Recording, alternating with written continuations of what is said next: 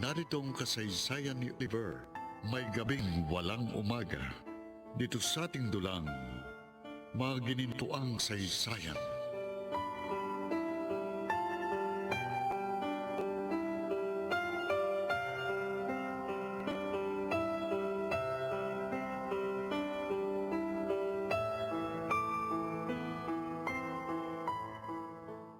Sir, nandyan na po si Mang Martin.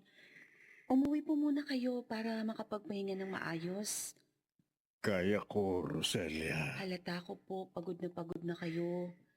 Kaya magpahinga muna kayo. Gusto kong narito ako pag nagkamalay si Oliver. Pwede naman kayong bumalik pag kapagpahinga na kayo. Pero, Roselia, Sir, hindi na po iba ang turing ko sa inyo. Kaya naman, ayoko may masamang mangyari pati sa inyo. Roselia. Alagaan rin ho ang sarili niyo, sir. Dahil ngayon po kayo lalong kailangan ni Oliver.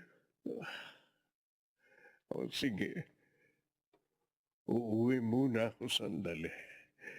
Pero papupuntahin ko rito si Tinay para makasama mo. Sige po. Tawagan mo rin ako pag may development na kay Oliver.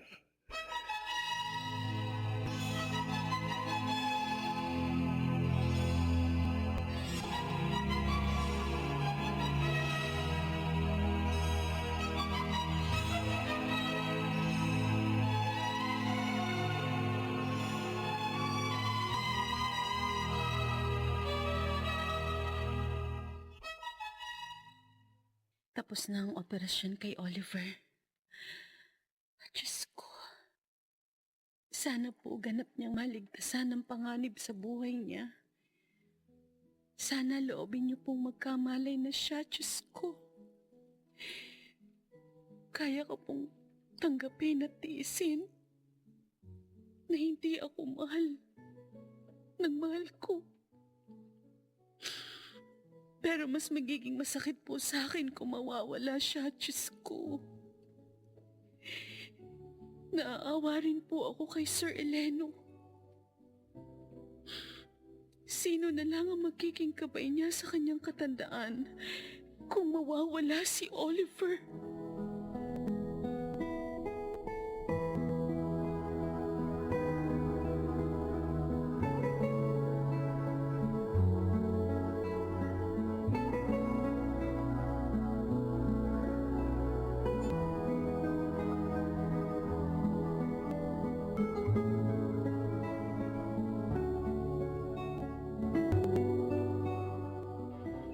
Ay, kawawa naman tong si Roselia.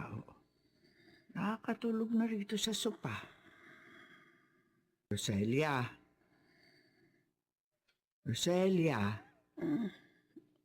Si Aling Tina ito, iha. Aling Tinay, dumating na pala kayo. Oo, nakatulog ka na. Di ko po namalayan. Si Sir Eleno po. Nung umalis ako, nasa kwarto na siya. Oo nga pala, may dala akong pagkain dito. Halika na, kumain ka. Hindi po ako nagugutom eh. Sinabi sa akin ni Sir na magdala raw ng pagkain dahil hindi ka pang nag-aalmusal. Tanghalian eh. Naaawa po kay Oliver. Aling Tinay. Nasasaktan siya. Naghihirap. Kung gustong ikagalit, may itatanong ako. Oh, May pagtingin ka ba kay Oliver? Aling Tinay. Babae rin ako. At ramdam ko yun. Hindi po akong mahal niya. Tama nga ako. May damdamin ka sa kanya. Ano naman ang malay mo? Baka sa pagkakataong ito, mapansin ka na niya.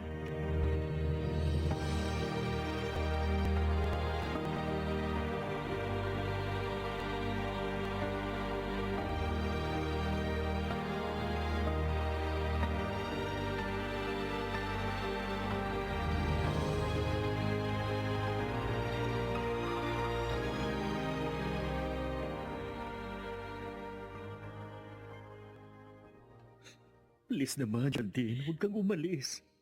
Mahal kita. Ayusin na lang natin to. I'm sorry, Leandro. Nakapagdesisyon na ako. Aalis ako. Pero, At hindi mo ko pwedeng pigilan. babas mo. Handa ko namang ibigay ang lahat sa'yo. Kung ayaw mong pakasal, sige, payag naman ako eh. Leandro, Oo, Geraldine, payag na akong huwag muna tayong makasal. Huwag mo lang akong iwan. I'm sorry. Hindi na talaga pwede. Geraldine, bakit ba? Kasi, dahil may mahal na akong iba. Ano? Hindi. Hindi totoo ang sinasabi mo. Totoo yun. Ayoko na sanang sabihin pa sa'yo eh. Kasi ayokong lalo ka pa masaktan. Pero pinilit mo ko eh. Hindi. Geraldine, hindi. Siguro naman ngayon, patatahimikin mo na ako.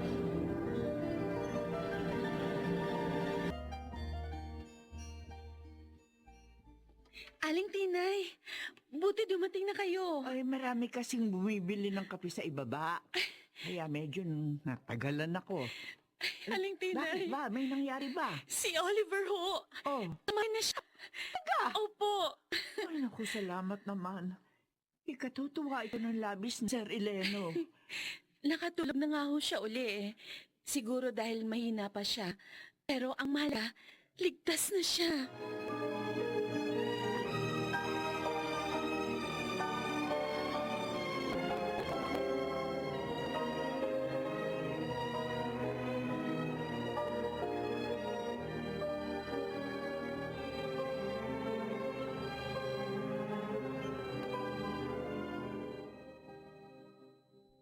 Martin!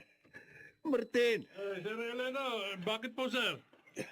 Tumawag si Roselia. Sabi niya, nakamalay na raw ang anak ko. Ligtas na si Oliver. Sir, salamat naman. Magandang rito yan, sir. Mag-ayos ka. Madali.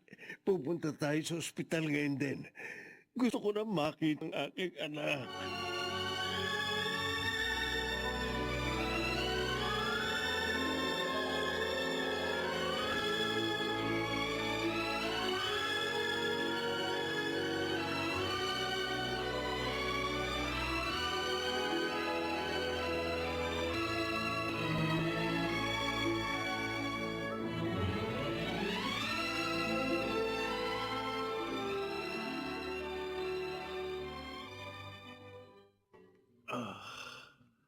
Salamat sa pagbabantay mo sa akin, Rosalia. Nakihiya naman sa'yo. Wala yun. Masaya ako makatulong sa inyo ni Sir. Si Daddy, Sobrang nag-alala sa'yo. Ilang araw nga siyang walang tulog eh. siyang dahilan. Kaya niwan ako ni Geraldine. Oliver, huwag ka sanang magalit pero nagkakamali ka ng paniniwala. Sinuhulay niya si Geraldine. Iniligtas ka lang niya sa lalong pagkapahamak. Rosalia, Nalaman niyang niloloko ka ng babaeng yun. At dahil mahal ka niya, gumawa siya ng paraan para mailayo ka niya sa babaeng yun. hindi ko alam kung dapat nga ba akong maniwala dyan. Walang dahilan para lokohin ka ng magulang mo. Kaya sana, kalimutan mo na yung sama ng loob mo.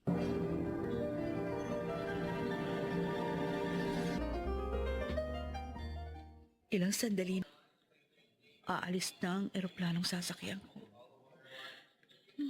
Magpapahinga muna ako sa ibang bansa. Pero sisikapin ko ring mapalago kahit papano yung perang nakuha ko kay Eleno. Si Leandro. Alam kong nasaktan ko siya ng sobra. Sorry.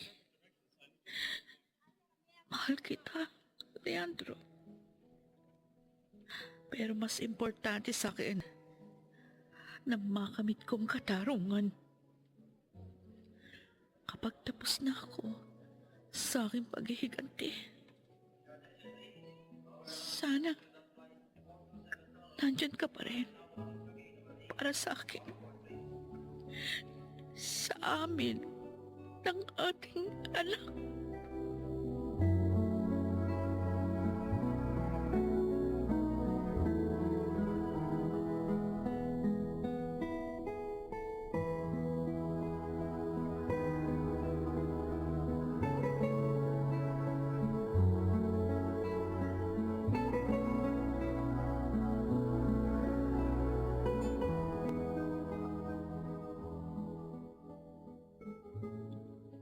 Nasaan si Sir Eleno, Tinay?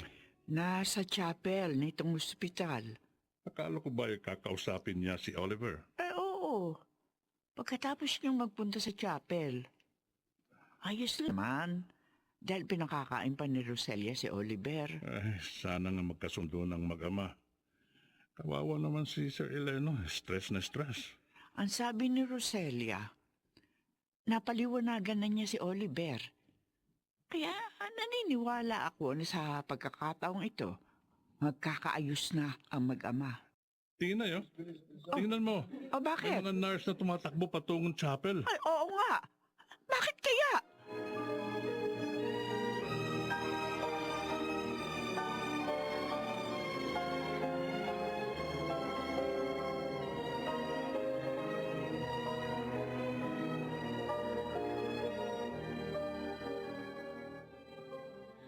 Bakit kaya ako tinext ni Aling Tinay?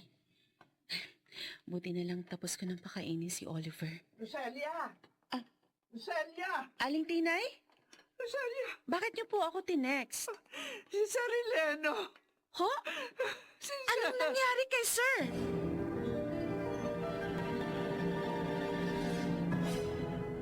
Magkasundo na kaya ang mag-amang Eleno at Oliver?